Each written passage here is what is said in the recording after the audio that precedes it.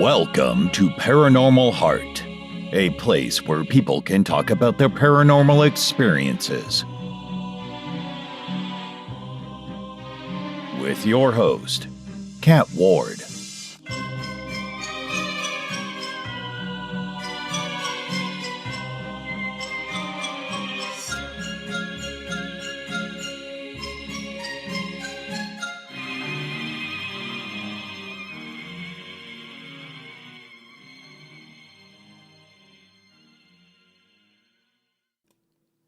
Welcome, folks, to Paranormal Heart Podcast. It's your girl, Kat, again.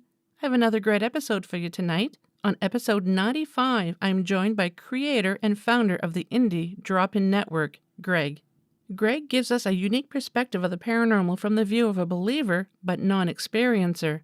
We discuss many aspects of the paranormal: Bigfoot, Dogman, UFOs and extraterrestrials, life on other planets, psychology, the multiverse, and so much more.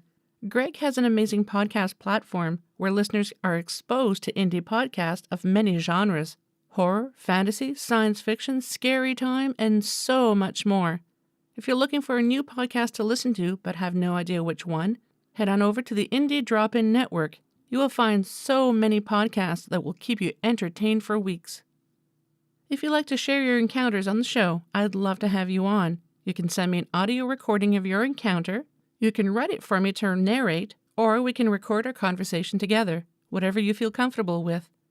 If you have questions, comments, or just want to say hello, drop me an email at paranormalheart13@gmail.com. I'd love to hear from you. And if you enjoy the show, please like, share, subscribe, and leave a comment. Tell your friends. Don't keep it to yourself. Tell the world about Paranormal Heart Podcast. You can tell them that new episodes are released on the second and last Sunday of each month at 5 p.m. Eastern Standard Time. You can find me on YouTube, Podbean, KPNL Digital Network on Thursday nights, and any place you find fine podcasts. Now, on with the show. Hello, Greg. Welcome to Paranormal Heart. Thanks for having me. I'm really excited about this.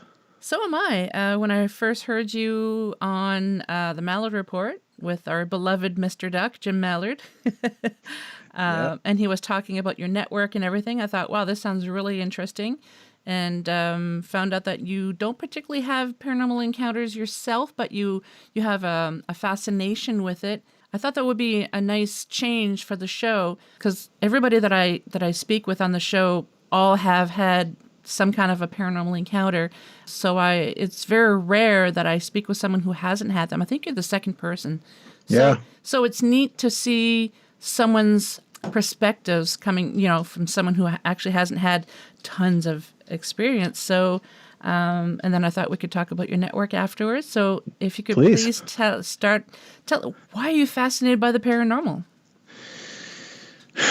Well, I mean, it's hard not to be fascinated by the paranormal. I think you have to go out of your way to... Some things you don't want to be true. Some things are horrible. But other things really help you question science and progress and really just kind of accepting reality and social norms just as they are, which I think is dangerous, right? Like, if you're doing everything the way you've always done it, what does the future look like? It's pretty boring.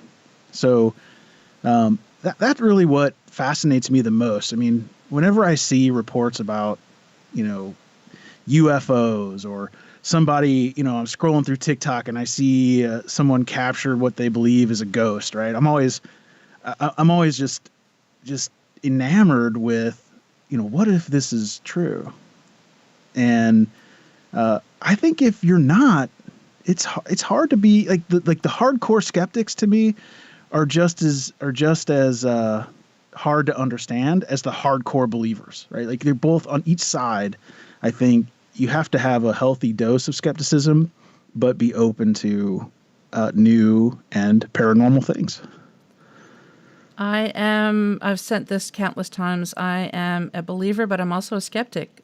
Just because it goes bump in the night doesn't necessarily mean it's paranormal. And as an investigator, I go looking to see what is causing the bumps. Yeah, rule out the normal. Yes, exactly. Yeah, exactly.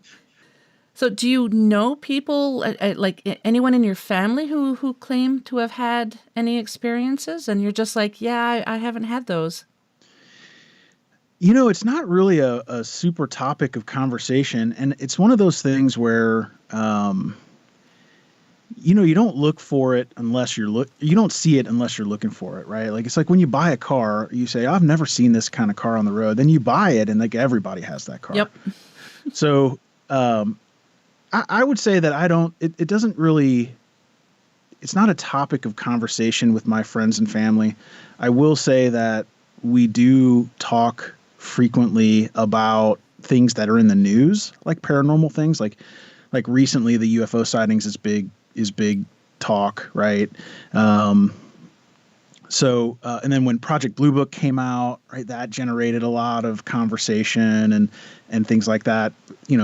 It's been out a while, but that's really the extent. I really don't know of anyone other than the people that I've featured on my podcast network who've had paranormal experiences. But I feel like just because I hear so many people talking about it all the time, I mean, one tiny part of me feels like I'm missing out, but the other part of me thinks, thank goodness, because these experiences, like, I don't want to see a shadow in my bathroom every time I walk by. Like, who would wish that on anyone, right? Yep. Like, join the normal paranormal. That's the way I try to say it. Yeah, I haven't had a whole lot of experiences with the paranormal myself. Not like some friends of mine, Brian Bowden and Al Santoriga, they seem to have witnessed everything paranormal.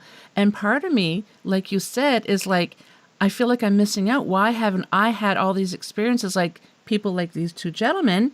Yeah. But in another way, I'm kind of like, thank God, because they have had encounters with Dogman. And that's something, he's probably my favorite cryptid is Dogman. Appears also known as Loup-garou or Rougarou in some parts of the U.S. as well. Yep. They all follow in the same category. Part of me wants to see a creature like that, but part of me is like, no, thank you, God. I'm glad I haven't, because some of these encounters, none of them are friendly. Like with Bigfoot, they vary from the creatures are very gentle with individuals to outright war, but with Dogman, you don't have the happy in between, from one end of the spectrum to the other. They're just nasty. Yeah, I mean, Bigfoot is a funny topic of conversation because, I mean, how many people have you heard who get rocks thrown at them from the tree line and, get kind of scared away, and, they attribute Bigfoot to that, but no one really knows. And I just think it's a strange phenomenon anyway, that people continuously have events where they get, assaulted with rocks in some sort of a tree line. If that's a human, like, it's a pattern. Yep. Right. So I want to very much believe in Bigfoot, but I have a problem with when people say they've left apples out and they're gone the next day. Well, that just means something ate the apples. Do you actually have 100% proof that it was Bigfoot? Do you have a camera that was displayed there? Have you physically seen them? Or when you do tree knocks, how do you know it's not another person someplace in the woods saying, hey, there's a Bigfoot, and there's just two humans doing tree knocks thinking they're communicating with a Bigfoot? I haven't had those experiences, so for me, I have a hard time understanding that, because some people say, well, if you've heard the tree knocks, then you just know. I've never experienced, so and I'm trying to get these people to explain it. How do I know? How do you know? Yeah, and I think that part of it is a hobby, and they want to, it's something that they're into, and they want to believe, right? What is that? The X-Files, like, you want to believe. I can't remember who coined that phrase, but truth is out there. Or, I want to believe. Yeah, exactly. And it's like anything else that you're passionate about.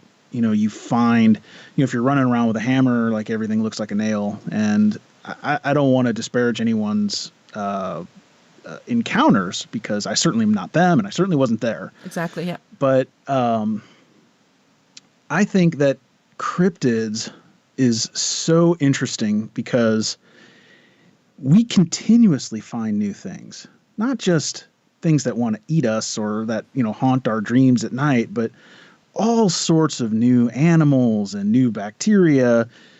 And it is completely possible that there was something like a Bigfoot at some time, or like a Yeti, like a snow monster, whatever. Like there's a possibility that these animals did exist and that they just don't anymore.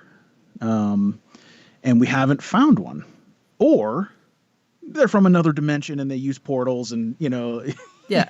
when you leave an apple, they somehow know and they jump out from an alternate reality and steal your apple and knock on a tree and then throw a rock at you and then go back home. I don't know.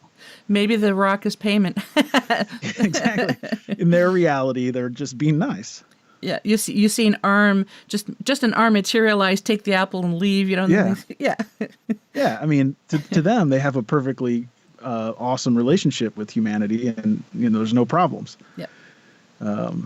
But that's the thing that fascinates me about this whole paranormal space is that the breadth of topics is so huge. It's also the curse for podcasts. Speaking of podcasting, because it's hard to be an expert in extraterrestrials and cryptids and ghosts and alternate realities. It's really difficult to become a known person for your expertise in that area. And the question is are the fans the same? Mm-hmm. Because I think there's ufologists, right? And those folks typically are not cryptid experts, if that's a term. So, but that's one reason I like the paranormal so much, is because it just encompasses a huge area of experiences and knowledge, and sometimes it could dip into this the spiritual side in some respects. So it's just very interesting to me. I keep wondering, I'm just going to use Bigfoot, where a lot of people think that it's a paranormal creature that has all these abilities. It could be like us 200 years ago, where if you look at our technology now, back then they used to think it was spiritual, it was supernatural, but it's just technology. So maybe if we have 100% proof of these creatures, maybe we'll find out that these abilities are actually natural and it's not so supernatural, it's just something that we're unable to do. Well, there's a lot of that happening in nature anyway. I think there's a lot of things that happen we don't understand. We think we're pretty advanced, but I think the world, we discover new phenomenon so frequently that it changes our understanding of how to apply physics. I don't think we've debunked any physics, but we think, we can apply physics in this way. Just this year, well, I guess last year, the whole fusion thing happened where they were able to produce more energy than it took. And then, Chat GPT came out. It just rocked technology. There's so many things that are happening in tech that you just don't get exposed to it in your day-to-day life. So it's hard to know that these things can exist when you see a phenomenon in the world. Like ball lightning is a good example of that, right? Known to physics, very rare to see. When you're driving your pickup truck through a cornfield and you see ball lightning, you are definitely getting abducted by aliens. There's just no doubt about it. But you have to think about it too. Is ball lightning a byproduct of UFOs? I think ball lightning is well understood, not by me, but it's well understood by scientists. So I don't think so, but who knows? It's like the whole crop circles thing, right? Could have been created by aliens, yes. Are people creating them now? For sure, right? Like we've witnessed crop circle creation via satellite by humans. Mm-hmm. So who knows the source? don't know, but it's just one of those things that I don't think we'll ever know. So what is your take on all the recent UFO reports? Like what does your gut tell you? That I don't really know. I've never really had a UFO encounter. I've seen strange lights twice. Once was when I was a teenager. A bunch of friends and I were at the beach, and we're just laying down on top of a picnic table looking at the stars, and all of a sudden you saw it look like a star, but it's just moving all over the place. And at first my friends are like, oh, it must be a meteor. Yeah, but meteors don't go down and up and sideways, and and I don't know of any aircraft that does that either, at least in the 80s. Yeah. So I was like, okay, that has to be a UFO. Well, obviously it's unidentified. For sure. And another time I was in BC with my grandparents, and this big light came out. We thought there was no road. It was just a field, and this big light came out and got bigger and bigger and then just disappeared. And my grandfather used to be an airline pilot, and he's seen some weird things during his career. Yeah. And he was convinced it was a UFO. And the next day there was all kinds of people calling in at the radio station saying that they saw the same thing. Like I said, there's no road, so there's no way that a vehicle could have gone through there. I wasn't familiar with the area. My grandparents were, but I don't. So that's the extent of my UFO, I say with quotation marks, encounters. But I don't know if it's because with COVID, a lot more people have been home a lot more, and they're looking up. They're actually they're paying more attention to their surroundings. So I don't know if it's actually spacecrafts that we just never noticed before, and now that we have, we're taking time to smell the roses because of the pandemic and everything, or if it's just people's imaginations. I actually have to say, I do think they are legit UFOs. Yeah. I tend to agree with you. I just have this belief that, and it has to be belief because there's no scientific proof, right? So you either believe or you don't. Yeah. But I do believe that the universe is teeming with life. Mm-hmm. I mean, we find life almost everywhere we look. Yep. Like on this planet for sure, but I would bet when we start really looking in our solar system, even like we believe anywhere there's water, there's life. Well, now we're finding water on Mars. We're finding, all these things are happening, and maybe it's just bacteria. We haven't found anything yet, just to be clear, but that I know of. But maybe it's just bacteria. But if that exists, then I think more complex organisms can exist. And if you think about all the planets and this is probably a stale argument for anybody listening to the podcast that are more expert than me, but I think the math has to tell us that there's life out there. The math also tells us that it's going to be hard for us to find each other. But we're building probes now, unmanned probes, unpeopled probes, and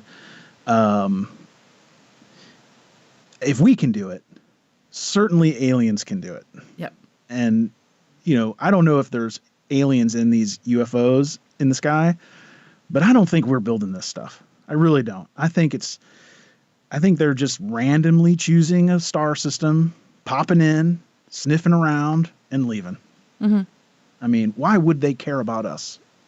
They're just taking a look. The way I look at it, and I've mentioned it on the show before, it's like when we are researching animals in the wild, like say wolves, and we just monitor them from generation to generation. I firmly believe that other creatures are doing that with us and our planet. Yeah, they have to think there's no recourse for them. There's no possible way, even if the tiger eats the camera, there's no way the tiger can find my house. Mm-hmm. Right. Like, and they got to feel that same way. Like if for some reason they have a mishap and the probe lands in Roswell, New Mexico or whatever, and we dissect it, that would be for us. But for them, they're like, oh, well, it'll be tens of thousands of years before they have the technology to come ask us why we crashed on their planet. Yeah. So, yeah, no, I think all of this stuff is super, super interesting to me. Like I could talk about it forever. What fascinating! I'm so excited for the era that we're living in now, because with everyone pretty much with cell phones, you can have news and images and videos broadcast globally in a matter of seconds. So instead of months or years, and it's just fascinating to know that. I think that's one of the reasons why we seem to be having more exposure, more. We're just seeing more odd things because technology allows us to share it, and then other people are like, "Hey, I've seen that too." Yeah, and that's a new thing. Yeah. I mean, social media has been around, 30 years, 20 years? I mean, we'll call it 15 in any sort of real global capacity. Mm-hmm. And even satellites where you can like zoom in, down, and see like a license plate haven't been around for more than a couple of decades. So just to think that we've, in this small, tiny window of a couple decades, we understand all the phenomenon that humans have been talking about for a couple thousands, years, drawing on caves and, things like that. Like it's a lot of time for us because we only live 85 years or so, right? But in the scheme of the universe, it is no time at all. It's just a blink. Yeah. Yeah. So I agree with you. I think that the more we record nature and the universe and look at things, the more we're going to see.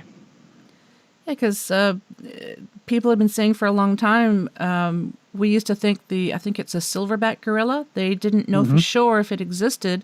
Now we do. Back then it was considered a cryptid, if you will. But now we know it actually exists. Yeah. So you think we're going to stumble across the Loch Ness monster one day, or? It's funny. I was just thinking of Nessie. I don't know. It fascinates me. I've been to British Columbia, where my grandparents used to live. Where I don't know. Do you know Ogopogo? I don't. It's a Canadian version of Loch Ness monster in the Okanagan Valley, and I was fishing on that lake with my grandparents, and then they told me about Ogopogo, and I was fascinated. They're like, we don't want to scare you, but back I was like, oh my god, this is amazing. I kept looking, any ripple, I was like looking to see, is there something coming out of the water, or is it just because the boat went by, or but they said they had friends of theirs, he's a doctor, and his wife, they claimed that they had actually seen Ogopogo. So I don't know if it's bunch of caverns under there that creatures are hiding, and that's why they haven't been able to find it. I don't know. I want to. I would really like to think that they actually exist, but part of me doesn't want to find them because they would probably be hunted and dissected. Yeah, I agree with that. I mean, what I think is important for me is that it makes no difference if they exist or not.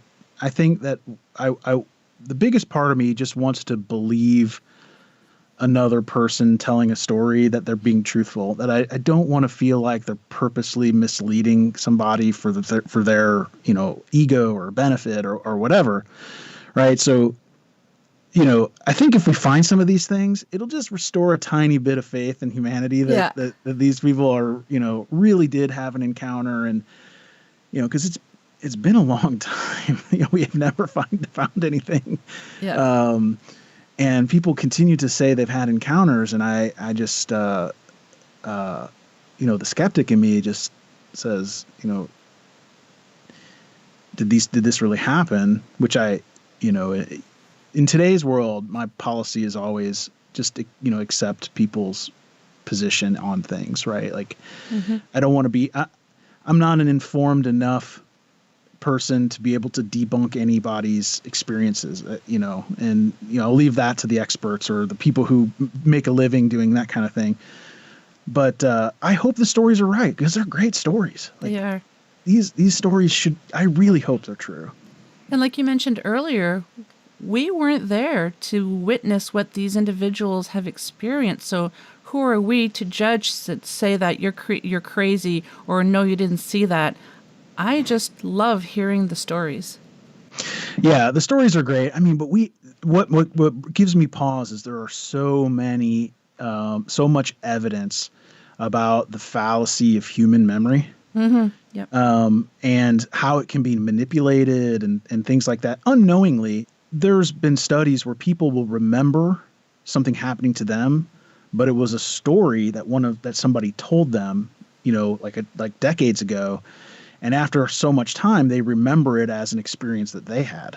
And, those types of things, I think are also very interesting and really, you can call it paranormal because there's no real science looking at that kind of stuff. But, I've seen computer models, and I won't get into what I do for a day job, but there is research happening right now to refine AI to be a little more guessy, is a non-technical word, because how our brain works is like we remember segments of things, and then we dig in to remember the thing, right? Well, computers remember everything all the time, and it makes them slow.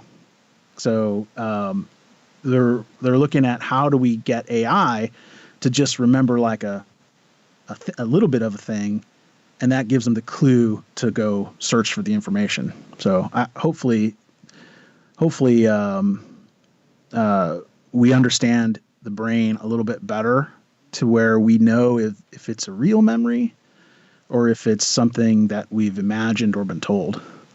I would really like to believe that a lot of people who are investigating the paranormal, it's not for everyone because we don't all have that intelligence, but I like to think that some people are also studying the brain to see what's the correlation in what our brain is actually recording with the experience that you just had. So like you said, sometimes we fill in the blanks and they're false memories. Yeah, but I also do think that we understand so little about the brain that this idea of people being more sensitive than other people about our environment and things that are happening in our environment is so fascinating.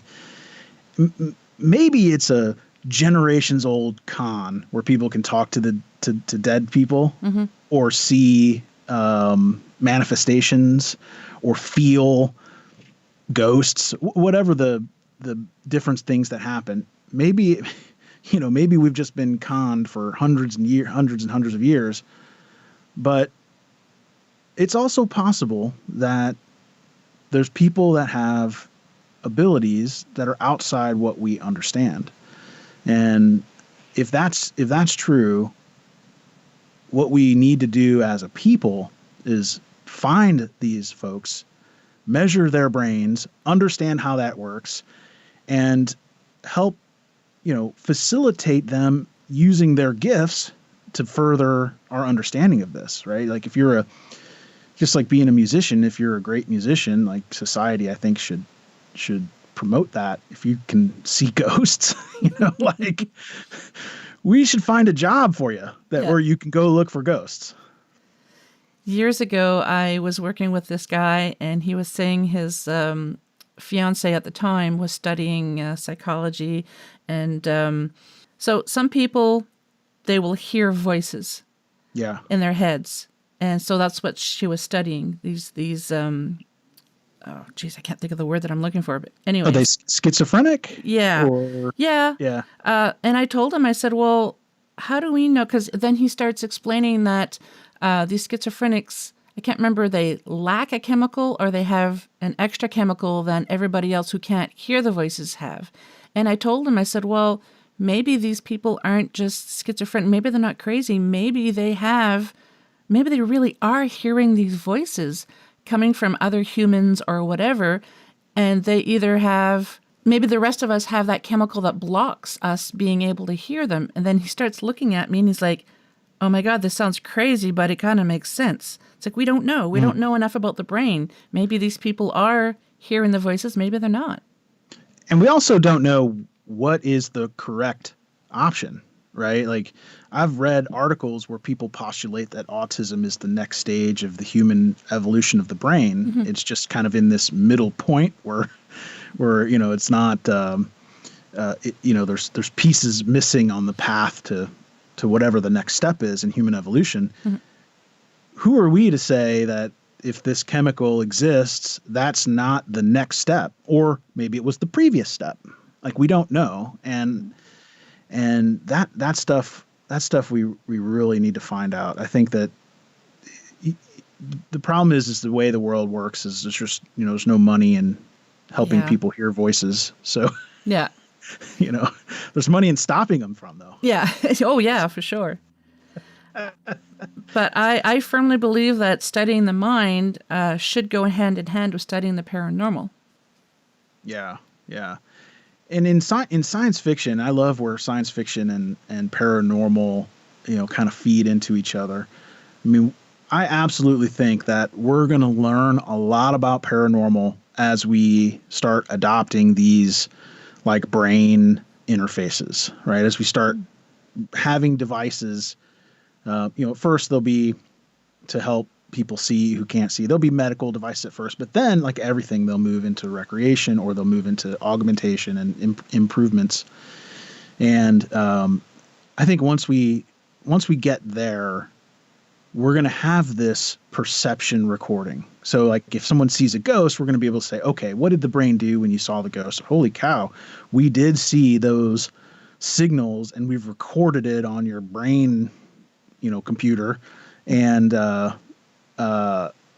this is okay. This legit is real. We don't know what it was you saw, but we've proven that your brain saw something. Mm-hmm.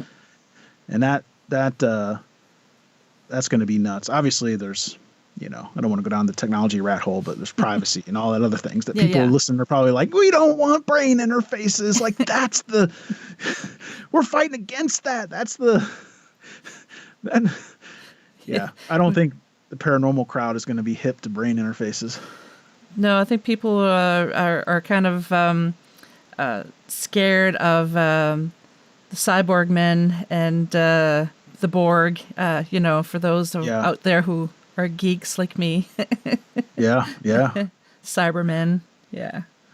Yeah, that's but I do think that in regards to aliens, I think that there's a good chance that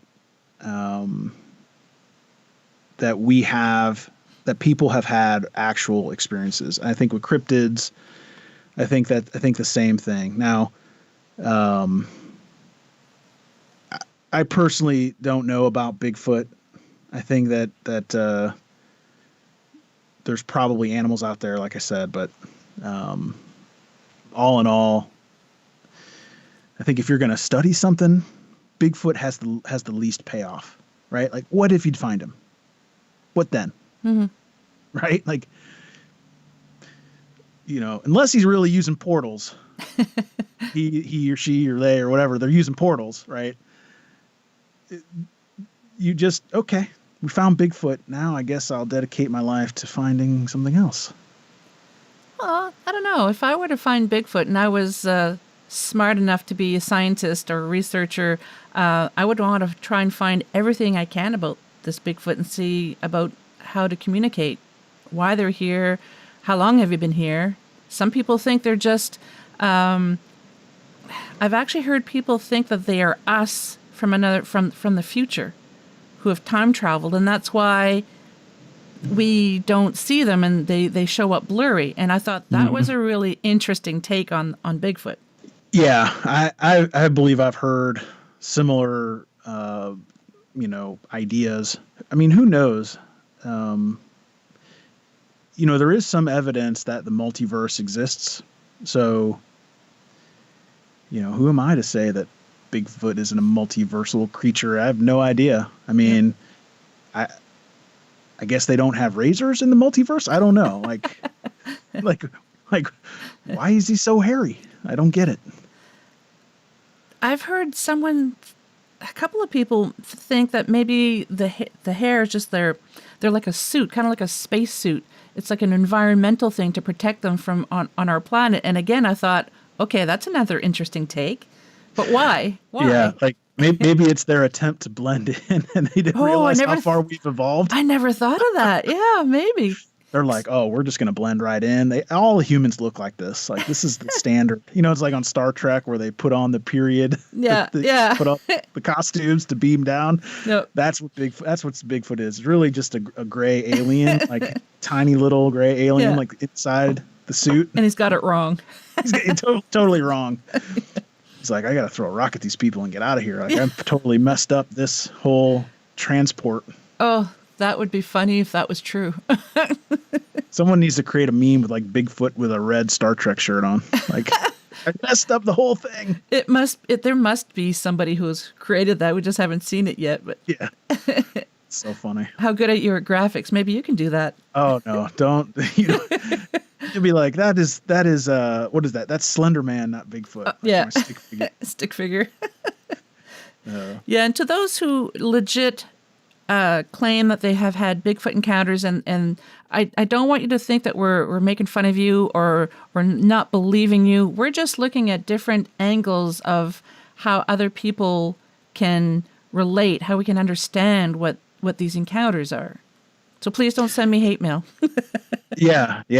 You can send me hate mail if you want. It's totally fine. But I think it is important to understand like how these concepts interact with, I don't know if I'm the normal person because I do have a paranormal podcast, which we'll get into, but I'm certainly not dedicated. It's not my hobby. Let me say it that way. Mm-hmm. So I don't read everything. That exists. I don't generally talk to a bunch of people. So, these concepts, which might be common in circles of, cryptid circles and paranormal circles and things like that, are likely things that I've never even thought of or considered. And that's why I like having a podcast, because I get to talk to people and brainstorm. I mean, some ideas may be way out there and totally crazy, but that's the purpose of having brainstorming conversations, is to try and figure out what these mysteries are. Yeah. So have you had a favorite guest, like somebody that just totally blew your mind on a topic? And what was the topic? Not to put you on the spot, but yeah, I get people asking me that all the time, what my favorite guest was. And it's really hard for me to say, because it's like asking who's your favorite child. Like, they're all different, but that's really difficult. Maybe I can change gears on you. I'll let you off the hook a little bit. Of the paranormal topics, like what topic do you find yourself most interested in? Like cryptids, UFOs, ghosts, things like that. I think I can come up with an answer to your first question. Was Dr. David Perrodin. It was early on. I can't remember what episode it was. When he went to hand in his thesis, when he went to university. I can't remember where the university is, but it's really, really old in the States. He went to this building. It was under construction, and he walks in, and he is... Have you ever heard of Dr. David Perrodin? I haven't, but I'm going to Google him. They call him the Safety Doc. He used to have a podcast called the Safety Doc podcast, situational awareness and things like that. So He's always aware of his surroundings. So he walks into this building, and there's construction work because they're renovating the building. But normally, nowadays, whenever a building is under construction, you have the yellow caution tape. You might have plastic over certain areas or tarps, whatever. He said this is really weird. He could hear construction being, it was going on, but there was nobody there. There's no caution tape. Him and I having that discussion, we feel like he might have entered a temporal... I've heard of this, like a time loop or a time skip. A time loop. This gentleman shows up. He didn't quite know where to go, David. So this gentleman shows up, and he said he was dressed... I can't remember. I want to say it was like an old train conductor or something like that. But he says the way he spoke, his mannerisms were not from today. And he helped him find, long story short, he helped him find where he had to go, to what floor, what room and everything. And because he was kind of lost, he was disoriented. He normally knows exactly where he is in buildings. And then when he was guided to where he needed to go, the guy, I can't remember the exact words, it was something about, my job here is done, pretty much, whatever. So Yeah. he goes into the office that he needed to go to, and he went to turn around and say thank you very much to the gentleman. The gentleman's nowhere to be seen, and he wasn't in that building as long as he should. It shouldn't have taken him that long, but by the time he found his way out, it was dark, and I think his vehicle was the only one in the parking lot. So Wow. he lost a lot of time as well. And he was just like, Kat, I don't know what happened. And I'm like, I think you might have got stuck into some kind of a temporal loop, and this being helped guide you out. Because he might still be there today. To me, I think that was probably one of the most fascinating stories. Wouldn't it be amazing if that is really true? Because there's all sorts of stories like that where like people have missing time, but it's only missing, like they feel like they know what they were up to, just like this example. But then all of a sudden it's nighttime, and there's also these ones where people are kind of transported to another place after like a couple of days or whatever. You know, they're walking along in New York City, and like they realize they're now in the woods, and they go out and they're like in Ohio or something. Yeah. Yeah, that time travel in general to me is a really fascinating part of the paranormal, partly because we know for sure time travel forward is both possible and reproducible. But we just don't know if anybody, we don't believe time travel backwards is possible. So, it could very well be that these other people were stuck in the loop and they were traveling forward. I mean, yeah. it could be dimensions. I mean, there's so many unknowns, and I really love those stories. Like when I find those, when people submit episodes about things like time loops and like lost time and interactions with different eras and things like that randomly, like I love them. Like they're great. I'm going to have to re-listen to that episode because the description of the gentleman that helped him, I remember him describing him as kind of like an old train conductor, but it could be totally wrong because we know that our memory, is not always, especially mine. But so I'm going to have to listen to that episode again. But yeah, that one really fascinates me. And he says, Kat, I had a hard time finding the exit. And that's not him. He knows where all the exits are. That's what he trains schools to make sure that people have situational awareness, and because it's just natural for humans. So there was this theater, I want to say 100 years ago, where there was a fire and so many people perished. They went right past so many of the emergency exits, but because that's not the way they came in, people automatically want to go leave the way they came in. So Right. they probably would not have perished had they just paid attention to the exits that they were just running by, because they're fixated on, I need to go out the way that I came in. That's just how David thinks. He knows where the exits are. He pays attention to things like that. So for him to say, I can't find the exits to leave this building, was really intriguing. Yeah, I mean, it's hard to say. Like, how can you say that person's story is not real? You know what I mean? Like, it's really hard to swallow that pill that this professional person who has no gain for is really, the story is a detriment to his craft, right? Because he shouldn't be caught unaware, so to speak. And yet he's telling a story of where he was caught unaware, and he didn't, maybe he couldn't practice his situational awareness craft. What does that person have to gain by telling a story like that? It doesn't compute. Something that I've been trying to research for many years. When I was a teenager, I used to read, because I'm old, I used to read these science magazines. So there was like Science 80, Science 81, Science 82. So every year they would change the number according to the year that it came out.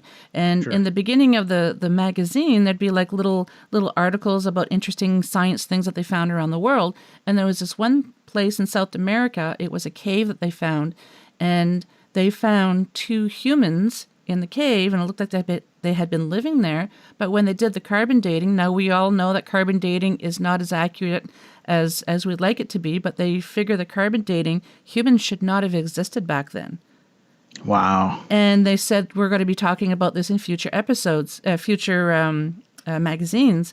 And the magazine stopped. I don't know what year it was, but I would get every magazine every month looking for an update, and they never talked about it again. And it's been driving me crazy. I'm in my mid-50s now, and this is when, I was a teenager, and it's been I've tried to Google it, and I can't find anything. Yeah, I mean, it's the way the world changes, and I was secretly hoping we were going to get to this topic. Mm-hmm. The way the world changes, I can't imagine that we understand the Earth's history like we do. Oh, because, no, we don't. I mean, if you watch any of these YouTube channels where they explore abandoned buildings, sometimes they're abandoned for like 20 years, and they've almost been reclaimed by the Earth. I mean, in that short amount of time. You're telling me 1 billion years ago, we know, I mean, the Earth is 4.5 billion years old? Like, even 1 million years ago? Like, come on. We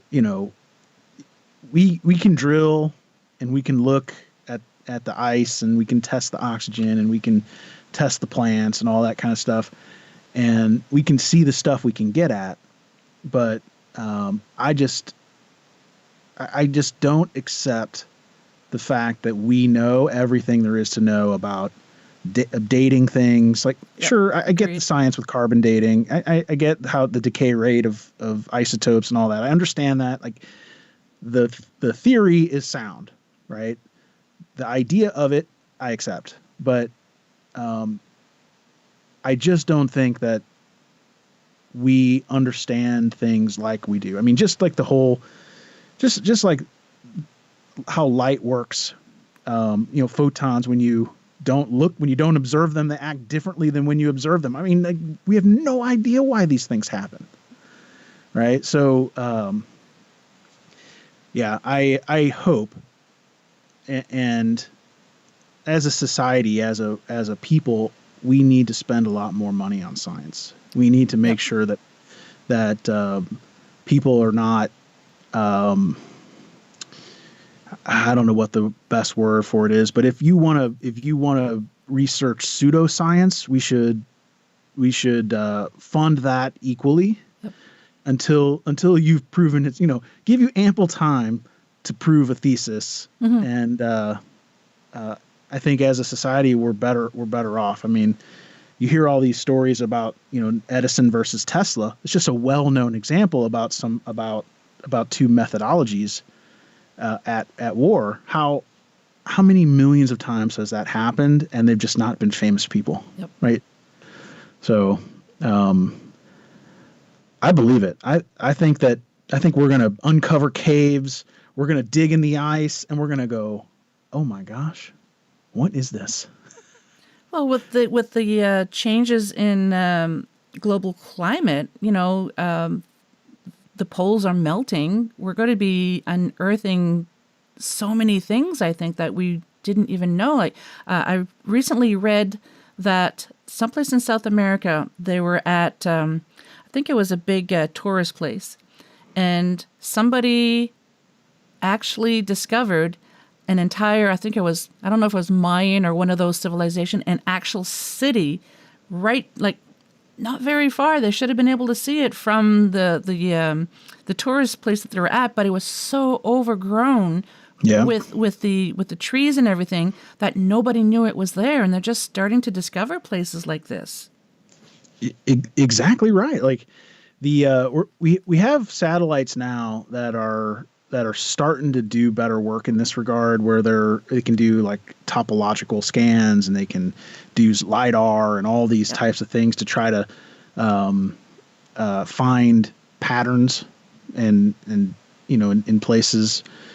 But yeah, we don't know. I mean, I was watching something the other day where they think it was only maybe 500 years old, and it had 5 feet of soil on it. and it was only 500 years old, just because of the nature of where it was located. The topsoil just took it over, and about a foot a year, or about a foot every 100 years of topsoil on this structure until it was buried. That's amazing. Yeah. You don't know what Mother Earth is hiding from us right now. Yeah, I guess should we dig? Like, or what are we releasing? Yeah, like what I guess it's good to know about where we came from, and it's also important to understand how to maintain the planet, and I think that we have a lot of work to do on all those fronts. I would like to see, like you mentioned, us having funding. I don't mean us, you and I, but just people in general, scientists, have funding for the pseudoscience. We need to delve into that. We need to actually have funding for that to be able to figure out some of these mysteries. Yeah, we know, like the CIA has done stuff like this. Like, we know governments try this type of thing, and we're starting to get some documents, but like this, what is it, the 60s and the 70s, not that long ago, right? And the government is funding things like remote viewing and transportation and all these other type of ESP and all these kind of human phenomenon. We need to put that stuff out in the open, show results, get more money. Yep. I mean, basically how it works, right? Like, don't show results. I mean, what can I tell you? Like, I guess you didn't ESP me. I don't know. Like, we need more people like Elon Musk to fund stuff like this. Somebody with lots of money. Yeah, it would be nice if we could get more altruistic billionaires. That's for sure. Can you imagine if all those billionaires got together, what we'd be able to accomplish and discover? Yeah, I mean, if you look at the money, I think you have to have the person. That's the key. Like, it's not so much the money as the person, because even if you put all the money for all the richest people together, it still is a fraction of what nations and people can accomplish. And I know it's unpopular opinion to talk about billionaires and things like that these days, and totally get it. But there's lots of people on the Forbes list, and there's only a few of them are building spacecraft and brain interfaces, and there's maybe 4 that are doing things to genuinely push science forward. There's a lot of people donating to charities, and like Bill Gates does a lot of things for food and sustainability and things like that. So, but most of them don't. Yep. And I think it's the people, right? It's the people that you have to have an interest in it. And right now it's kind of faux pas. Like, if someone, think about Bill Gates. If he came out and said, "Listen, we're going to figure out if ESP is real," can you imagine? I think it would be more acceptable now than maybe 50 years ago. Yeah. But still, yeah, I see where you're going. Yeah. Almost not acceptable at all. They'd be like, "Bill, what are you smoking?" Exactly. They're like, "Listen, man, like, people would be like, but we're global hunger." Like, can you imagine the tweets? Oh, like, yeah. Jeez. Well, we're towards the end already. Yeah. We could go on and on and on. But before we go, I would love for you to talk about your network, and because I love that idea.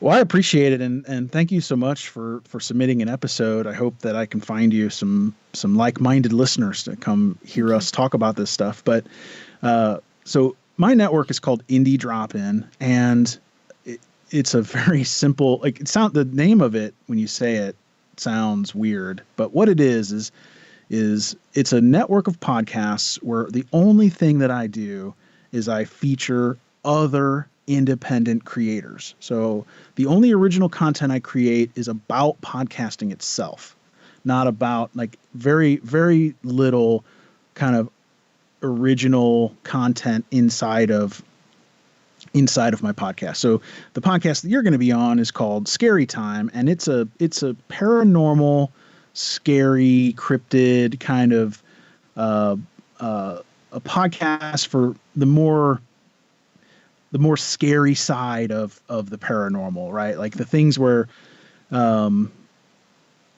if it happened to you, the story you're going to tell is probably pretty exciting. That's the type of episodes that I really like to feature.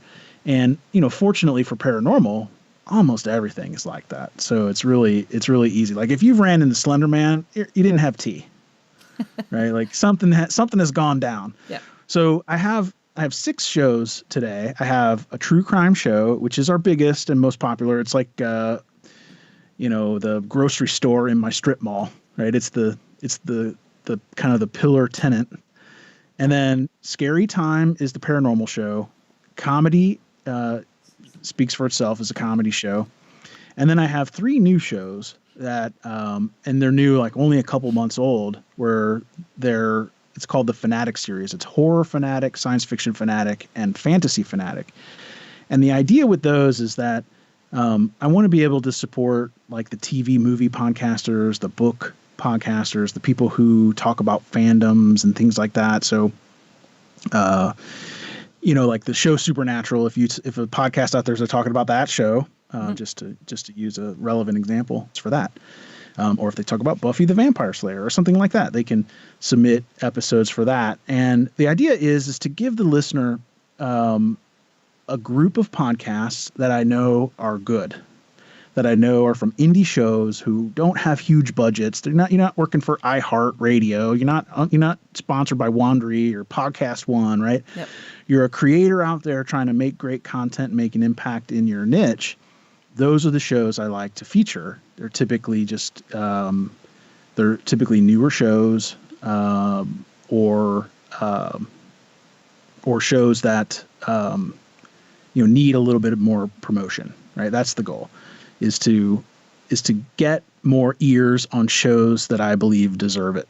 So what happens is the creator submits an episode, I listen to it, and I say, I really listen for a couple of things. I don't content control, which I think is a big factor, right? I don't want my podcast to have any sort of agenda or any sort of like weird slant or anything like that. What I do is I check for sound quality and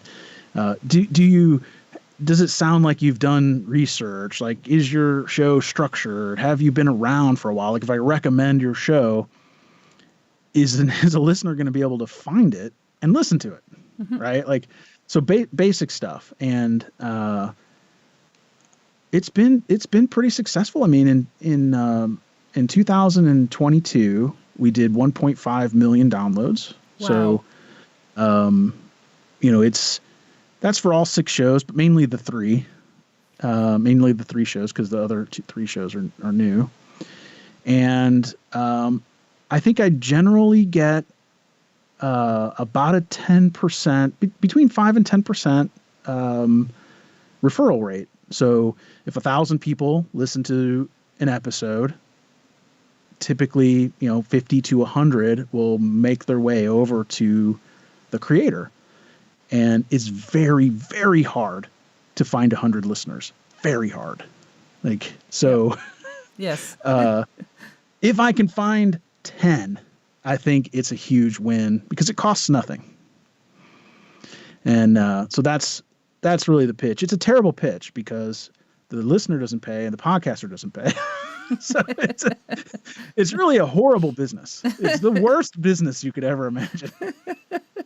It's a labor of love. Yeah. So how I make money is I ask the podcaster to remove their ads, and I put my ads in their ads space, and that way only my listeners hear my ads. Like I don't ask anyone else's listeners to hear my ads. Mm-hmm. And I only get paid if I do my job. So there's no getting paid before. There's no commissions. There's no nothing. So like I have to get a listener in order to get $1. So yeah. Well, thank you so much for having a platform like that, because somebody could go to your network and just pick a show and say, hey, I didn't know about this show, and head on over to their platform and listen to more episodes. That's exactly what we do. And what I hear frequently is hey, you have a lot of representation on your podcast. Like I hear a lot of guys, I hear a lot of women, I hear a lot of people from other countries, a lot of UK podcasts. I heard an Australian podcast, and I really try very, very hard to find a show for every listener that listens. So it might not be the last show that I played, but if you look at the catalog, you're going to find one I think you like. Nice. It kind of reminds me of back in the day when I used to watch Much Music. I don't know if you have anything like that. I think you have that in the States. Yeah, I think so. There used to be a thing on Sunday called Clip Trip. And what they would do is they would feature a singer from anywhere around the world, and they would play their music video. Didn't matter what language they were speaking, they would play their video. And that's pretty much when I first learned about Shakira. Is because she was singing in Spanish, and I thought, my God, this woman is amazing. Don't know what she's saying, but I love it. And she became very well known. But it's just how many indie creators, whether it's podcasting or music, get to be known this way, because we don't know how much talent is out there until we have networks like yours. It's really true. And I've had a couple of shows get discovered from being featured on Indie Drop-In, have been purchased by big networks, or actually joined big networks, or gotten funded.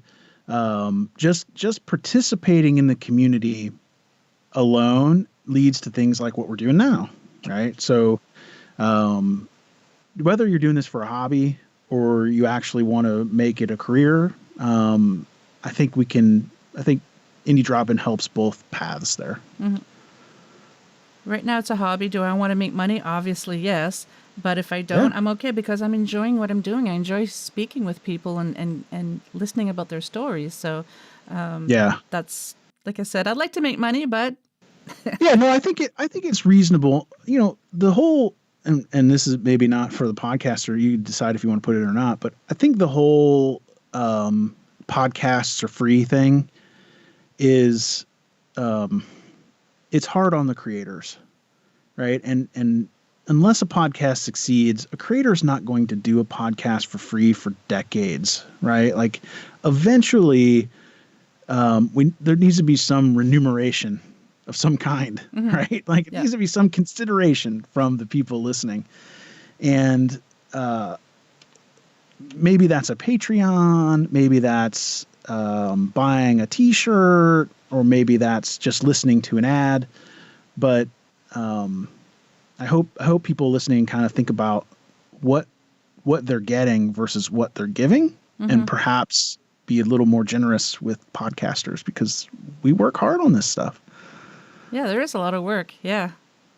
But I enjoy it.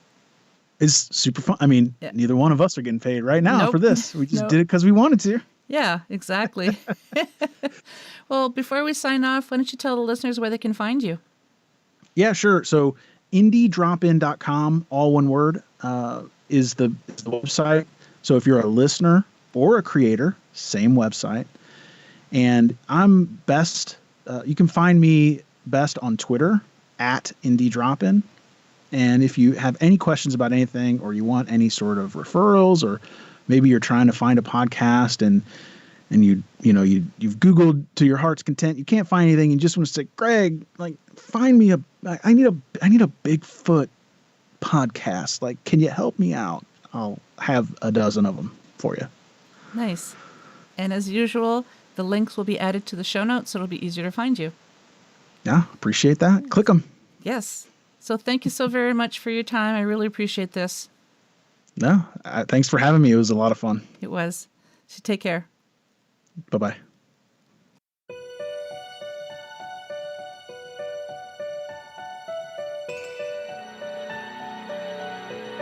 Well, we've made it to the end of another episode. Thanks so much for listening. Until next time, take care of each other. And if you'd like to be on the show or have questions and comments, just drop me an email, paranormalheart13@gmail.com. I'd love to hear from you.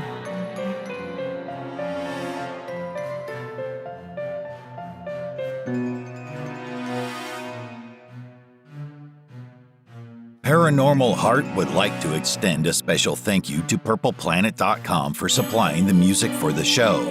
The views and opinions expressed on Paranormal Heart are those of the host and participants.